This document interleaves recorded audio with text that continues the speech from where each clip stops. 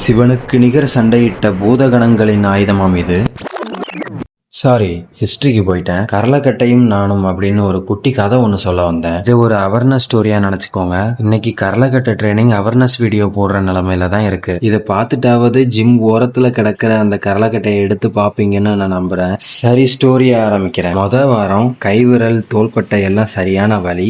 நான் ice back வச்சுட்டு சுத்திட்டு இருந்தேன். 2வது வாரம் கை அதுக்கு பழக்கப்பட்டுருச்சு. மற்ற நேரத்துல கையும் ஷோல்டரும் ரொம்ப லைட்டாவே இருந்துச்சு.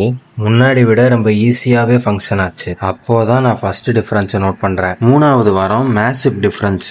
எந்த ஒரு ஹெவி ஆப்ஜெக்ட தூக்கும் போதும் ஒரு தனி பவர் ஃபீல் ஆச்சு. அப்போதான் நான் ஹேண்ட் ஸ்டாண்ட் பிராக்டிஸும் ஆரம்பிக்கிறேன். எனக்கு ஹேண்ட் ஸ்டாண்ட் பண்றதுக்கும் எனக்கு ரொம்ப ஈஸியா இருந்துச்சு. ஏன்னா ஹேண்ட் ஸ்டாண்டோட core strength, finger strength and shoulder strength எனக்கு கரலக்கட்டை இந்த 3யுமே மாஸ்டர் பண்ணுச்சு. நான் எவ்வளவோ பிராக்டிஸ் பண்ணிருக்கேன், எவ்வளவோ ஒர்க் அவுட் பண்ணிருக்கேன். ஆனா ஒரு மேசிவ் ரிசல்ட் கிடைச்சது இந்த ஒரு ஒர்க் அவுட்ல மட்டும். நிஜமா சொல்றேன், இந்த ஒர்க் அவுட் உங்க ஷெட்யூல்ல இருந்துச்சு அப்படின்னா உங்க லைஃப் டைமுக்கு ஷோல்டர் இன்ஜுரி அப்படின்ற வார்த்தைக்கு இடமே இருக்காது. பார்க்கலாம், இந்த ஜென்மத்துல உங்களுக்கு விதி இருந்தா கிடைக்கும். நெக்ஸ்ட் வீடியோல பார்க்கலாம். பாய்.